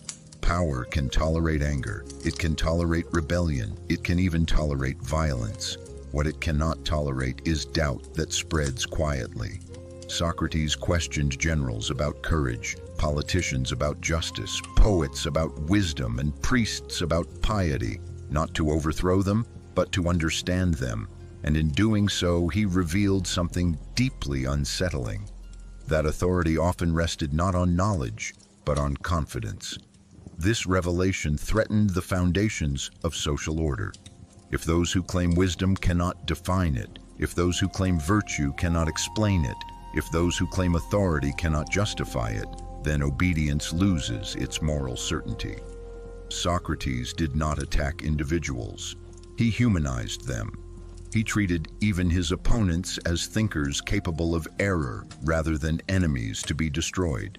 And this refusal to dehumanize, this insistence on dialogue rather than domination, undermined the very logic that allowed societies to punish without reflection. His mercy lay in his refusal to simplify. Where power demanded slogans, he demanded definitions. Where tradition demanded acceptance, he demanded understanding. Where certainty demanded silence, he demanded questions. This form of mercy had consequences. Athens did not execute Socrates because he was violent. They executed him because he destabilized confidence. They accused him of corrupting the youth, but what he truly corrupted was complacency. Because young people exposed to questioning begin to see authority as conditional rather than absolute. And conditional authority terrifies systems built on obedience. Socrates could have escaped. He was given the chance. And this is where his mercy becomes even more radical. He refused, not because he feared death, but because he believed that breaking the law to save himself would validate the very injustice he had spent his life exposing. He chose to die rather than abandon the principle that laws must be examined, challenged, and improved from within, rather than destroyed by convenience. This choice confuses history. He did not fight. He did not flee. He did not compromise.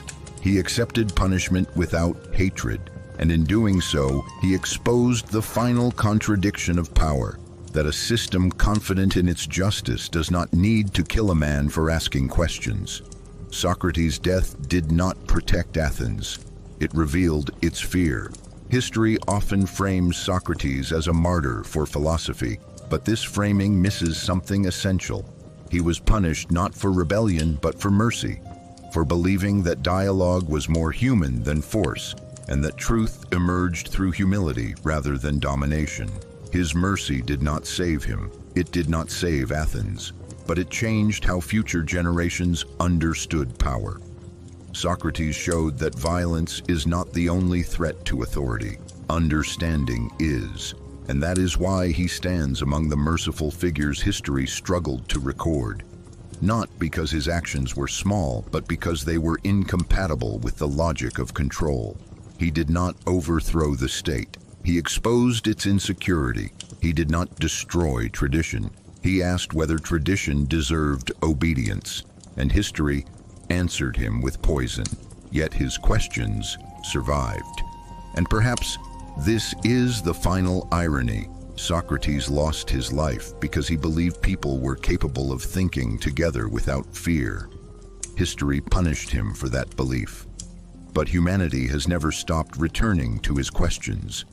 Not because they are comfortable, but because they are merciful. Akbar the Great, tolerance as a dangerous form of power. Akbar the Great ruled one of the most powerful empires of his age, yet what truly separated him from the long line of conquerors before and after him was not the scale of his territory, but the scale of his restraint, because Akbar understood that ruling a diverse empire through fear alone would eventually destroy the very structure he was trying to preserve. He inherited a world fractured by religion, ethnicity, and memory of conquest, a world where rulers were expected to impose unity through force, erase difference to ensure loyalty, and silence belief to prevent rebellion. Yet Akbar chose a path that directly contradicted this logic. He chose tolerance, not as sentiment, not as weakness, but as governance. Akbar ruled over Muslims, Hindus, Jains, Christians, Zoroastrians, and countless local traditions, and instead of demanding conformity, he allowed diversity to exist within imperial order, understanding that belief cannot be crushed without consequence, and that repression creates loyalty only on the surface while breeding resentment underneath. This decision was radical. In an age where rulers derived legitimacy from divine alignment with a single faith, Akbar questioned the idea that truth could be monopolized, and in doing so he destabilized one of the strongest pillars of traditional authority. He abolished discriminatory taxes imposed on non-believers. He appointed officials based on ability rather than religion. He encouraged open debate between scholars of different faiths. These were not symbolic gestures, they were structural risks. Akbar understood that tolerance creates uncertainty among elites, because when belief is no longer enforced, power must rely on competence, fairness, and consistency rather than intimidation, and this demands a far higher level of discipline from leadership. Tolerance does not silence opposition, it absorbs it. And absorption is far more difficult than suppression. By allowing people to remain themselves, Akbar reduced the urgency of rebellion, because rebellion thrives on existential threat, and when identity is no longer under attack, resistance loses its moral fuel. This was Akbar's strategic insight. Fear controls bodies, tolerance calms minds, but history rarely celebrates calm. Akbar's approach confused contemporaries and later chroniclers alike because it refused to fit neatly into the narrative of domination, where rulers are remembered for what they destroyed rather than what they refused to destroy. His empire expanded, but not through terror alone. His authority endured, but not through constant punishment. His legitimacy rested on stability rather than spectacle. Yet this stability came at a cost. Akbar's tolerance unsettled religious authorities who thrived on certainty. It alarmed nobles who relied on rigid hierarchy. It worried generals who believed fear was the only language soldiers understood. Tolerance made power negotiable, and negotiable power feels unsafe to those accustomed to absolutes. Akbar was often accused quietly and openly of weakening tradition, of diluting faith, of undermining order, because mercy and tolerance always appear threatening to systems built on exclusion. But Akbar did not abandon authority. He enforced law firmly. He suppressed rebellion when necessary. He defended borders decisively. His mercy was not softness, it was selectivity. Akbar understood that restraint must be paired with strength, because tolerance without authority collapses into chaos, while authority without tolerance hardens into tyranny. He attempted to balance both. History does not like balance, it prefers extremes. Akbar's legacy therefore occupies an uncomfortable space. He was too powerful to be dismissed as naive, yet too tolerant to be glorified as ruthless, and so history often reduces him to administrative achievement while ignoring the philosophical courage required to rule without religious coercion in a deeply divided world. Perhaps the most revealing aspect of Akbar's reign is this: his tolerance worked. His empire remained stable across vast diversity. Rebellions were fewer than expected. Administration functioned across cultures, but success through tolerance does not create dramatic collapse or triumph. It creates continuity, and continuity rarely excites history. Akbar demonstrated that mercy and tolerance can be tools of power rather than obstacles to it. But he also exposed a painful truth: that tolerance demands constant vigilance, moral effort, and personal authority, while fear governs itself. After Akbar, many successors misunderstood his lesson. Some abandoned tolerance entirely. Others imitated its surface without its discipline, and the empire suffered. This is perhaps Akbar's final tragedy. He proved that power could rule without cruelty, but he could not ensure that future rulers would accept the burden that such power requires, because tolerance is harder than oppression, and restraint is heavier than violence. Akbar the Great did not fail. He succeeded in a way history struggles to measure. He ruled an empire without demanding that everyone become the same. He governed difference instead of destroying it. And in doing so, he revealed that mercy, when practiced deliberately, is not the opposite of strength. It is its most demanding form. William Penn, Mercy without an empire.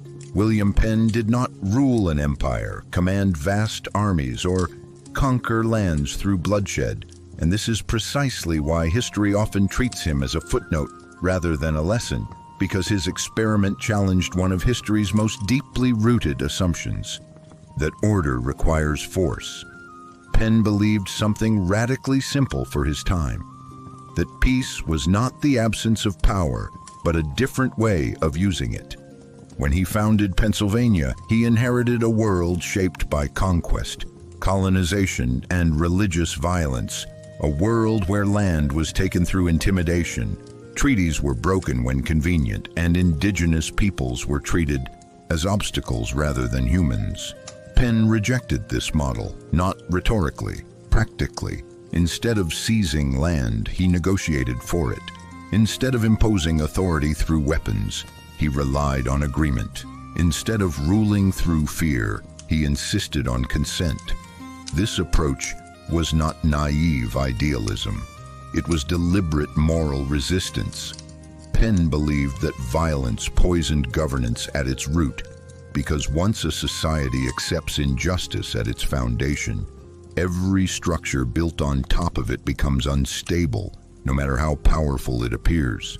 He insisted on treaties with Native American tribes, treaties based on mutual recognition rather than coercion, and unlike many agreements of the era, these were honored not because Penn had overwhelming military power, but because he treated trust as something to be protected rather than exploited.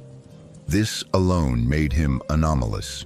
In a colonial world driven by extraction and domination, Penn's refusal to use violence was interpreted as weakness, and many contemporaries predicted that his colony would collapse, be overrun, or descend into chaos. It did not. For decades, Pennsylvania remained relatively peaceful, not because conflict was impossible, but because Penn removed the conditions that made conflict inevitable: humiliation, betrayal, and erasure. Penn's mercy was structural. He did not merely forgive individuals. He designed systems that reduced the need for forgiveness. He understood that violence creates cycles while fairness interrupts them, and that once a population believes agreements will be honored, it stops preparing for betrayal. But history was uninterested. There were no great battles to record, no massacres to dramatize, no heroic last stands.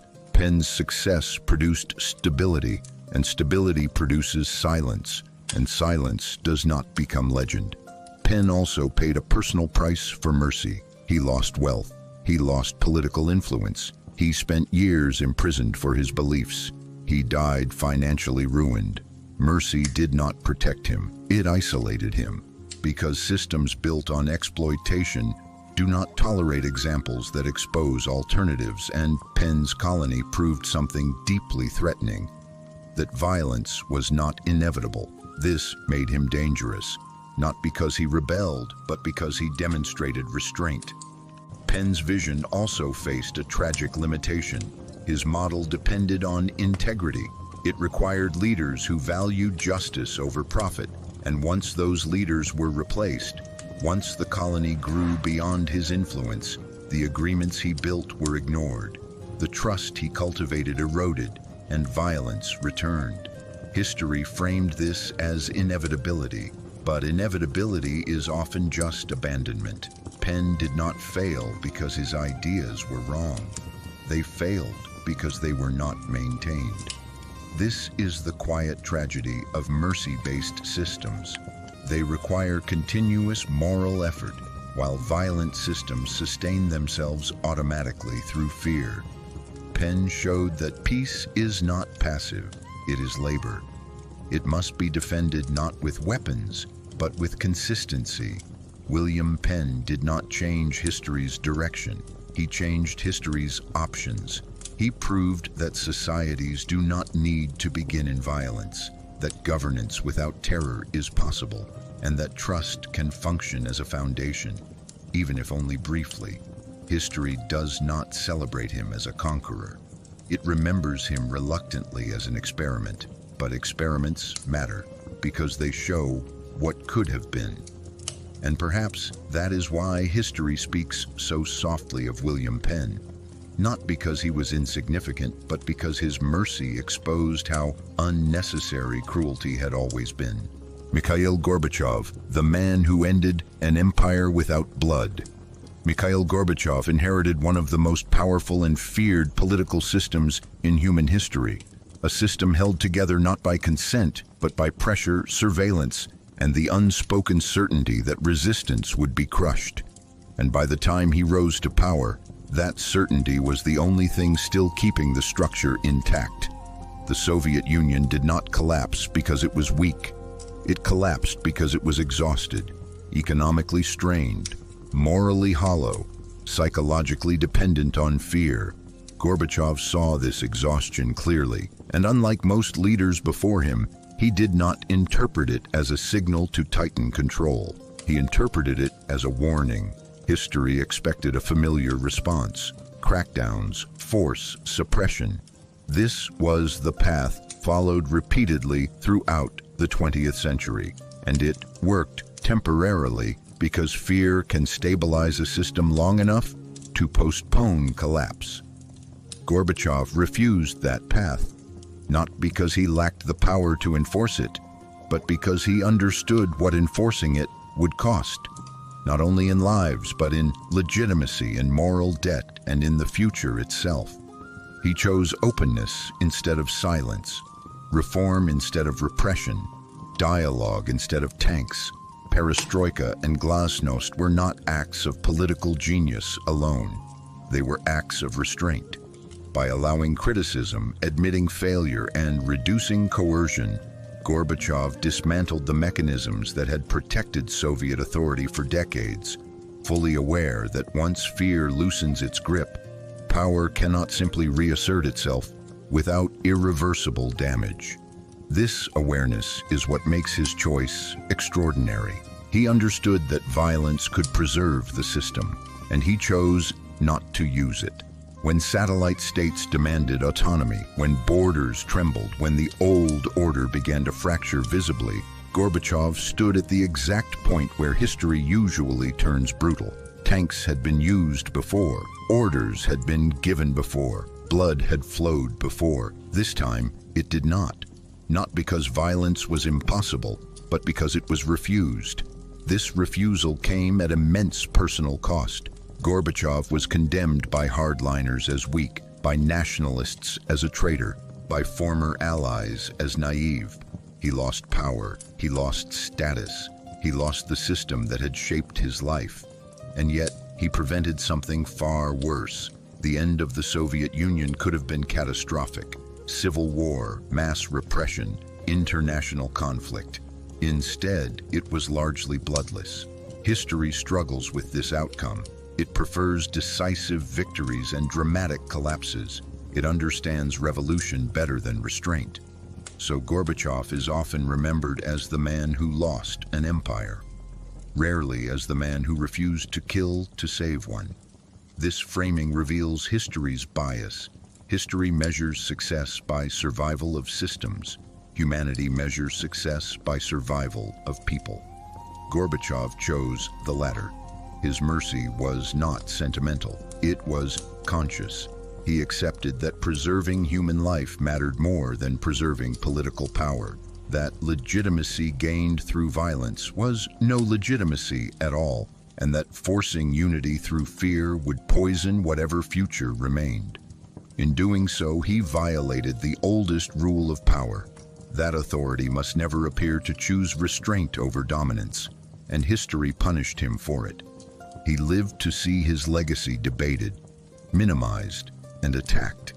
He became a symbol of loss rather than prevention. Yet prevention is the hardest thing to record. How do you measure the wars that did not happen, the massacres that never occurred, the cities that were never shelled? History does not record absence. Humanity survives inside it.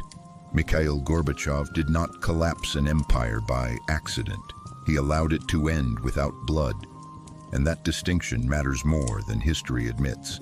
He stands among the rare figures who chose mercy at the precise moment when cruelty would have been easier, safer, and more historically familiar.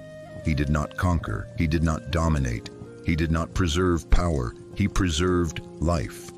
And perhaps that is why history remains uncomfortable with him, because he proves that restraint, even at the highest level of power, is possible. And that the true cost of mercy is often not failure, but solitude. Jesus of Nazareth, mercy without power. Jesus of Nazareth did not command armies, did not hold political office, and did not control territory, yet his presence unsettled one of the most powerful imperial systems in history, not because he threatened it with violence, but because he undermined its moral logic at the most fundamental level. He lived under occupation, he spoke to the powerless, he refused force, and in doing so, he challenged an assumption so deeply embedded in history that it rarely gets questioned, that change requires domination. Jesus offered a form of mercy that was not conditional, not strategic, and not enforced by authority. He did not say, "Be merciful when it is safe." He did not say, "Forgive when it benefits you." He said, "Forgive even when it costs you everything." This was not a political program, it was a moral provocation. Jesus' mercy did not aim to overthrow Rome. It aimed to dismantle the cycle of violence that made Rome possible. He spoke of loving enemies, turning the other cheek, and refusing retaliation, not because retaliation was ineffective, but because it perpetuated the very structure that kept oppression alive. Violence demands response. Mercy interrupts response, and interruption is destabilizing. For power, this was intolerable. Empires understand rebellion. They know how to crush resistance. But Jesus did not resist in ways power could recognize. He did not mobilize armies. He did not incite riots. He did not call for revenge. He refused the language of force entirely. This refusal exposed something deeply uncomfortable. That domination relies not only on weapons, but on participation, on the internal acceptance that violence is the final answer. Jesus denied that acceptance. His mercy humanized everyone, the poor, the outcast, the enemy. He collapsed the hierarchy that violence depends on, because violence requires distance, and mercy closes distance, insisting that every person retains dignity regardless of status, guilt, or power. This was not weakness. It was radical equality, and radical equality is dangerous. Jesus' mercy also stripped violence of its moral justification. If forgiveness is possible, then punishment is no longer inevitable. If compassion is required, then cruelty becomes a choice rather than necessity. And if cruelty is a choice, then those who wield it become morally accountable. This accountability threatened both religious authorities and imperial order, not because Jesus called them evil, but because he called them unnecessary. His execution was not the result of failed mercy, it was the confirmation of its threat. Crucifixion was a public message, a reminder that power ultimately belongs to those willing to use force. History interprets this moment as defeat, but history measures only outcomes it can see. Jesus' mercy did not save him. It was never meant to. It exposed the cost of refusing violence in a violent world, and that cost was death. Yet something extraordinary followed. His refusal to retaliate did not end his influence, it amplified it. Because mercy without power does something power cannot. It survives its own destruction. Empires collapse when leaders fall. Mercy spreads when martyrs die. This is the paradox history struggles to contain. Jesus did not change the system. He changed the conscience of those living inside it. And conscience is far harder to govern than territory. History eventually absorbed his message into institutions, doctrines, and states, often stripping it of its radical edge. But the original provocation remains intact. that violence is not destiny, that power is not permission, that mercy is not weakness. Jesus stands among the merciful figures history could not silence, not because he succeeded politically, but because his failure revealed something deeper, that the most transformative force in history is not domination, but refusal. Refusal to hate, refusal to retaliate, refusal to become what one opposes. History remembers conquerors because they reshape the world quickly. Humanity remembers figures like Jesus because they reshape how people see one another. And this difference explains everything. Jesus of Nazareth did not win. He was executed, but he revealed a truth history still resists, that mercy does not need power to endure. It only needs people willing to carry it forward.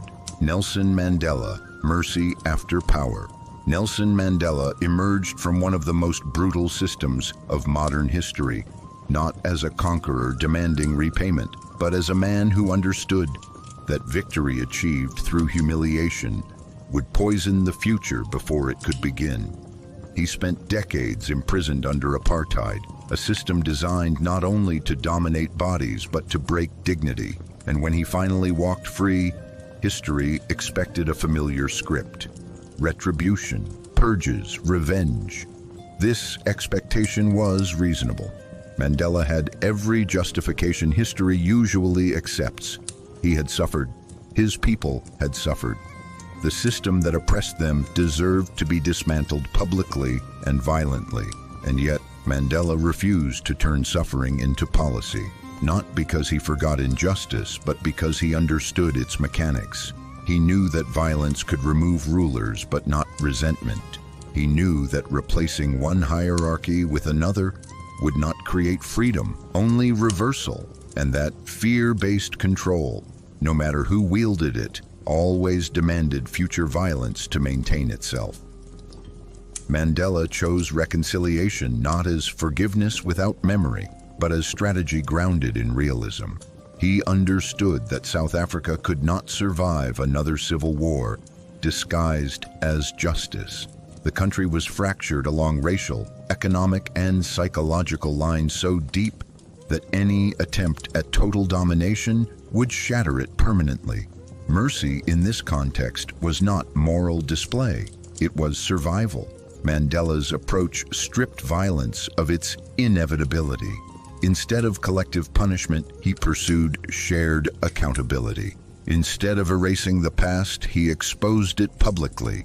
Instead of demanding submission, he demanded acknowledgement.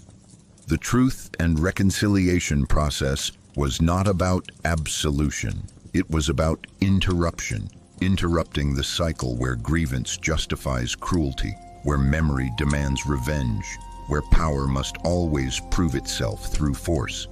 This approach enraged extremists on all sides.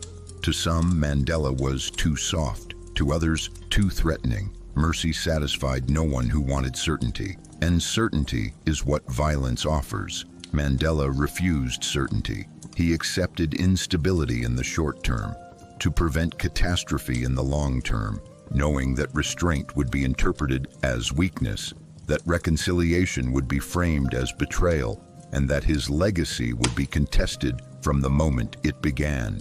History often simplifies Mandela into a symbol, a smiling icon, a moral victory. But this simplification hides the cost of his choice. Mercy isolated him politically. It limited his options. It required constant negotiation rather than decisive action. It forced him to absorb anger rather than redirect it. This is the hidden labor of mercy. Violence releases pressure outward. Mercy absorbs it inward. Mandela bore that pressure consciously. He did not deny the need for justice. He reframed it. Justice without dignity is vengeance. Justice without reconciliation is unfinished. An unfinished justice becomes inherited conflict. Mandela understood that nations do not heal by forgetting, nor by punishing endlessly, but by transforming memory into responsibility. This transformation did not erase inequality. It did not solve economic injustice. It did not end suffering, but it prevented mass bloodshed, and history struggles to value prevention. There were no triumphant battle scenes, no dramatic collapses broadcast in flame, only a fragile transition held together by restraint. Mandela's mercy did not make him powerful, it made him vulnerable. Because once a leader renounces violence, he must rely on persuasion, patience, and trust, tools far slower and less reliable than fear. Mandela accepted this risk. He accepted that he might be remembered as insufficient rather than ruthless. And history continues to debate him through that lens. But humanity remembers something else, that after unimaginable injustice, someone chose not to replicate the logic of oppression, that after power finally became available, someone refused to use it the way history expected. Nelson Mandela did not prove that mercy guarantees success. He proved something far more difficult, that mercy can coexist with power, but only if the one who holds power is willing to sacrifice certainty, dominance, and personal vindication. History often rewards those who break systems loudly. Mandela changed one by refusing to break people, and that refusal remains one of the rarest acts of leadership history has ever witnessed. History often feels like a long record of inevitability, as if everything that happened had to happen, as if violence was unavoidable, as if cruelty was the price of progress. But this feeling is an illusion. History is not a force of nature. It is a collection of choices made by people under pressure with alternatives they chose not to take. Throughout this journey, we have seen a pattern repeat itself again and again. When power is threatened, it tightens. When fear spreads, violence follows. When control is challenged, mercy is dismissed as weakness. And yet, scattered across centuries, across cultures, across systems that rewarded brutality, we find something unexpected. People who paused, people who restrained themselves when revenge was justified. People who chose mercy not because it was easy, but because they understood what violence would cost tomorrow. They did not always succeed. They did not always win. They were often punished, sidelined, forgotten, or misunderstood. History rarely builds monuments for them, because mercy does not leave ruins behind. It leaves lives intact, and intact lives do not shout. History is loud. It celebrates collapse, conquest, and domination, because these moments are visible, dramatic, and easy to remember. But humanity does not live inside moments. Humanity lives inside aftermaths, inside the generations that inherit trauma, inside the children born after wars, inside societies that must function long after victory speeches end. This is where history and humanity diverge. History rewards what ends quickly. Humanity needs what lasts. History rewards certainty. Humanity needs understanding. History rewards those who impose order. Humanity survives through those who preserve dignity. Mercy does not promise victory. It promises continuity. It does not erase injustice. It limits its spread. It does not end conflict. It prevents it from becoming endless. And perhaps this is why mercy feels so unsatisfying to history. It offers no dramatic climax, no clear enemy destroyed, no final resolution, only the quiet refusal to make things worse. But refusing to make things worse may be the most radical act of all, because it demands something history rarely asks for: self-restraint. To be powerful and choose not to use power fully. To be right and choose not to punish. To be victorious and choose not to humiliate. This kind of restraint does not feel heroic. It feels lonely. And loneliness is the price of mercy. The merciful often stand between two fires, condemned by those who demand revenge, distrusted by those who fear softness. They satisfy no extremes, and so they disappear from grand narratives. But their absence from history books does not mean their impact was small. It means their impact cannot be measured in ruins. If history were honest, it would admit this, that its greatest tragedies were not caused by hatred alone, but by the belief that mercy was impossible. That its bloodiest chapters were written not by monsters, but by ordinary people convinced that violence was necessary, and that its quietest moments, the ones barely recorded, were often the moments where humanity barely survived itself. So the final question is not whether history values mercy. It rarely does. The real question is whether we will continue letting history define what strength looks like, whether we will keep mistaking domination for leadership, whether we will keep calling restraint weakness, whether we will keep believing that cruelty is realism. Because every generation inherits the same choice, not between good and evil, but between repetition and interruption, between continuing the cycle or breaking it. History will not help us choose. History will only tell us what happened last time. What happens next belongs to us. And perhaps the greatest act of courage is not to be remembered by history at all, but to act in a way that future generations never need to remember, because nothing catastrophic occurred. No collapse, no massacre, no irreversible wound. Just a quieter world than the one that could have been. History may never reward that choice, but humanity depends on it.